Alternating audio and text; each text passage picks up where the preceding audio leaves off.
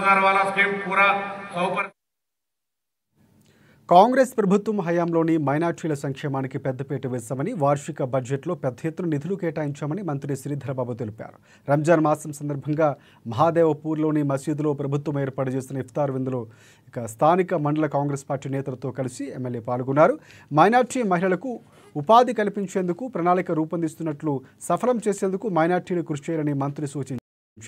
15 ఏళ్లలో ఎలాంటి అభివృద్ధి జరగలేదని, మైనార్టీ కార్పొరేషన్ ఫైనాన్స్ ద్వారా అభివృద్ధి చేసేందుకు కృషి చేస్తున్నామని మంత్రి పేర్కొన్నారు. రంజాన్ మాసంలో ఉపవాస దీక్షలో ఉండే ముస్లిం సోదరుల కోసం ఏర్పాటు చేసే ఇఫ్తార్ విందు ఆత్మీయత, మత సామరస్యానికి ప్రతీకగా రాష్ట్ర ఐటీ శాఖ మంత్రి దుద్దిల శ్రీధరబాబు అభివర్ణించారు. రంజాన్ మాసంలో ఉపవాస దీక్షలో ఉండే ముస్లిం సోదరులు అందరూ బాగుండాలని ఉపవాసాలు ఉన్నారన్నారు.